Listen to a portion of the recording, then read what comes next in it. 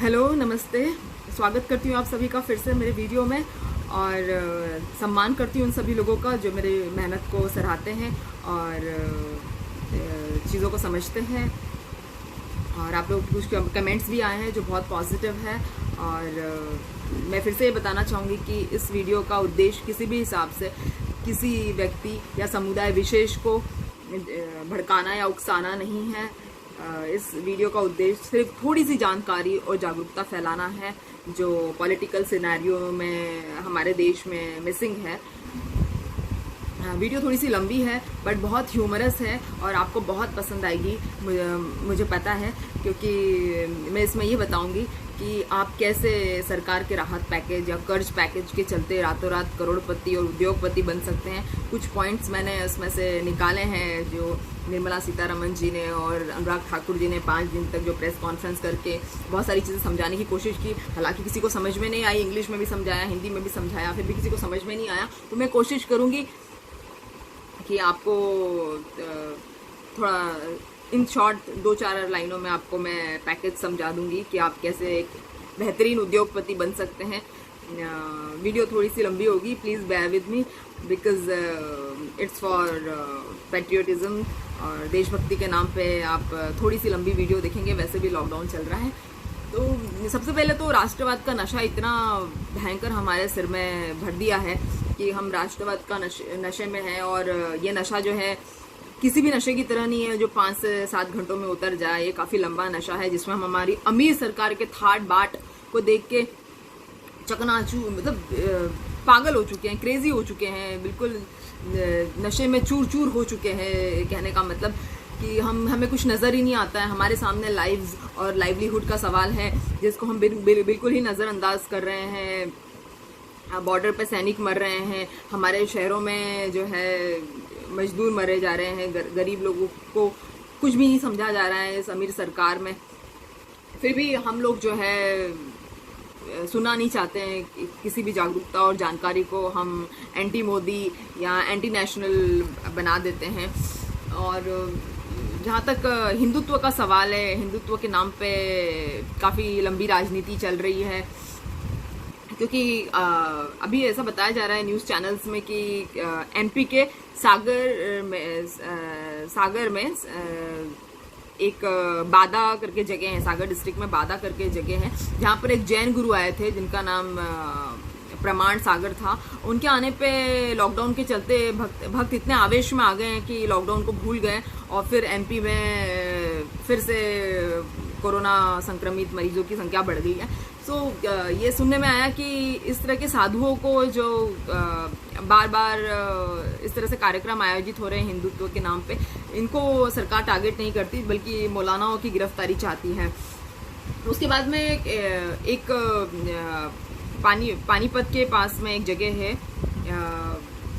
उसका जगह का नाम है हरवेली करके जगह, राइट, हरवेली करके जगह में 60 मुसलमानों को मार पीट के मंदिर में लेके जाया गया और उनको गंगा जल पिला के हिंदू बनाया गया, क्योंकि उनमें से एक मुस्लिम परिवार का बेटा जो है जमाती निकला।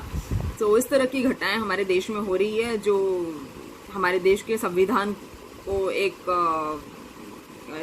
एक प्रश्न चिन्ह लगाती है और संविधान को कटघरे में खड़ा कर देती है। ये वही मुसलमान हैं जो हमारे देश के संविधान पे अडिग विश्वास रख के हमारे देश में रुक गए थे पार्टीशन के समय पे, लेकिन हम उनकी हालत खराब कर रहे हैं। कोरोना मरीजों की बात करें तो जिस तरह से हमारी पॉपुलेशन है उस तरह से हमारे यहाँ टेस्टिंग बिल्कुल नहीं है। बार बार टेस्टिंग चिल्ला रहे हैं, लेकिन सरकार को कोई फर्क नहीं पड़ा। सरकार हमारे अपने रोजमर्रा के कार्य में लगी हुई है। सरकार सोचती है हम हमारे काम कर रहे हैं, कोई बात नहीं, कोरोना आया है, जैसे आया है वैसा चला भी जाएगा, राम राज्य चल रहा है।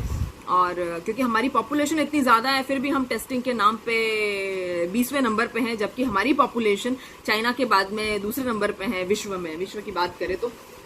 मगर हमारी सरकारों को कोई फ़र्क नहीं पड़ता है। और बहुत सारे उद्योगपति जो डोनेशन देते हैं, उन्होंने जैसे अजीम प्रेम जी हो गए जो विप्रो के मालिक हैं, उसके बाद में राजीव बजाज है जो बजाज ऑटो के मालिक हैं, उन्होंने भी मोदी सरकार से रिक्वेस्ट की है कि जिस तरह से राहुल गांधी अपने सुझाव और सजेशंस दे रहे हैं कि मजदूरों के खाते में डायरेक्ट ट्रांसफ़र किया जाए, इस तरह के झूठे पैकेज ना दिया जाए, लेकिन मोदी सरकार हाथ पे हाथ धर के बैठी हुई है। मोदी सरकार के हिसाब से विपक्ष का आइडिया या जनता का आइडिया जो है बिल्कुल ही बेहुदा होता है, बिल्कुल ही बेकार होता है। और मोदी सरकार सारी पावर अपने हाथ में रखना चाहती है, किसी भी तरह के जनता के सजेशंस को या मुख्यमंत्रियों के सजेशंस को या मुख्यमंत्रियों को पावर नहीं देना चाहती है, सारे पावर अपनी मुट्ठी में कैद रखना चाहती है। हालांकि ये सब तो ठीक है, इनके मंत्री भी ऐसे ऐसे हैं जो जिनकी जितनी तारीफ की जाए उतनी कम है। एक तो योगी जी है जिनके बारे में पिछले 5 दिन से न्यूज़ में सुर्खियां चल रही हैं। उसके बाद भी मोदी जी कहते हैं कि योगी जी कहते हैं कि कांग्रेस सरकार जो है उनके साथ फर्जीवाड़ा खेल रही है और खुद तो मजदूरों की हेल्प नहीं कर रहे हैं, ना ही किसी समाज सेवक या विपक्ष को मजदूरों की हेल्प करने दे रहे हैं।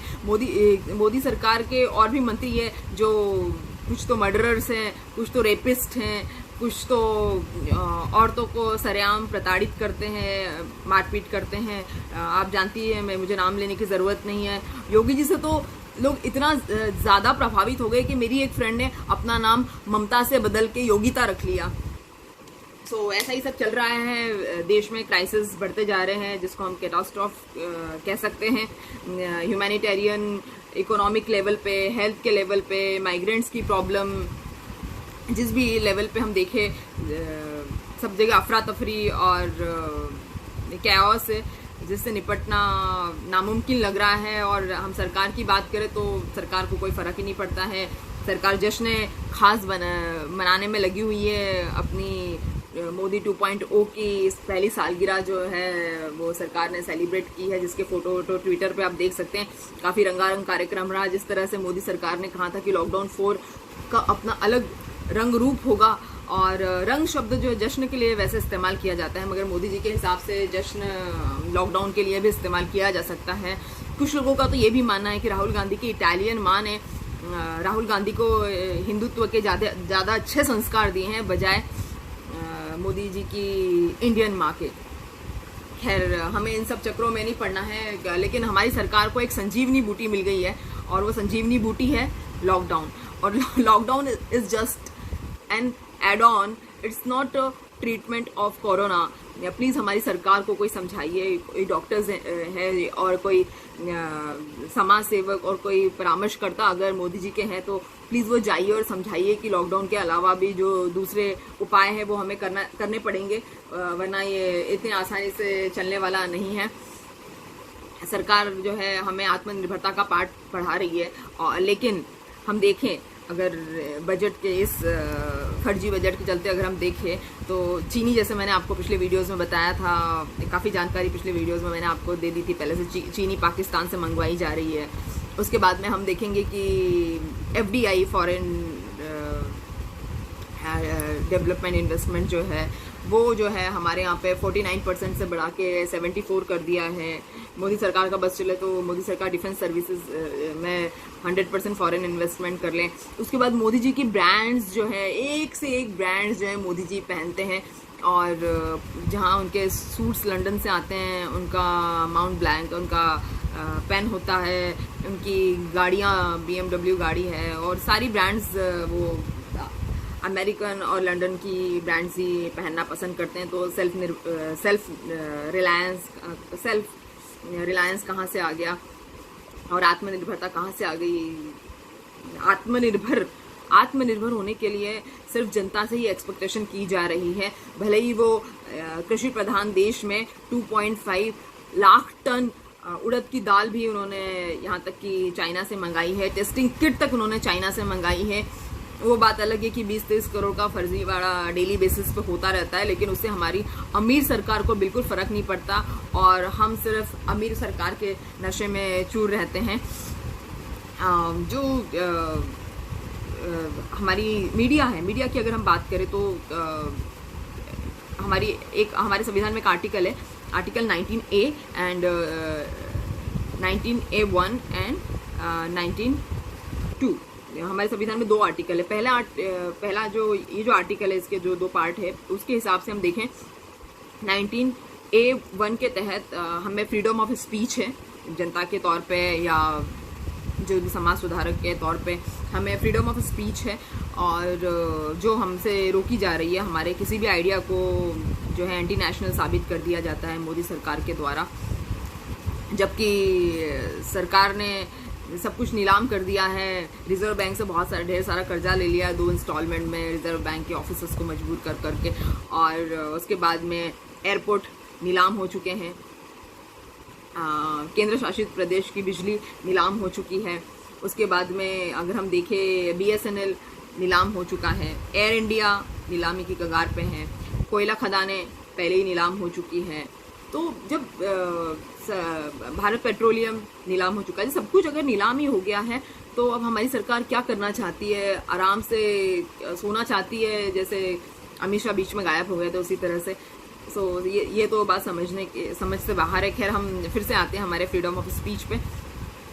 सो जिस तरह से हम फ्रीडम ऑफ स्पीच नहीं दे सकते बिकॉज वो एंटी मोदी हो जाता है, उसी तरह हमारी जो मीडिया है और हमारी जो सरकार के कुछ नेता हैं, हमारा जो सेकेंड सेक्शन है 19(2) के तहत, जिसमें हम किसी भी व्यक्ति के आइडियाज़ की रिस्पेक्ट करें, लेकिन उन्होंने विपक्ष और बहुत सारे सामाजिक कार्यकर्ताओं की उन्होंने कैरेक्टर असैसिनेशन करके धज्जियां उड़ा दी है, जो सेकेंड सेक्शन का भी वायोलेशन है। फ्रीडम ऑफ स्पीच का वायोलेशन तो है ही है, क्योंकि आप कुछ कह नहीं सकते, आप प्रश्न नहीं पूछ सकते। अगर आप प्रश्न पूछते हैं तो पब्लिक परेशान हो जाती है और आपको क्रांतिकारी और आतंकवादी की संज्ञा दे दी जाती है, ऐसा सुनने में आ रहा है।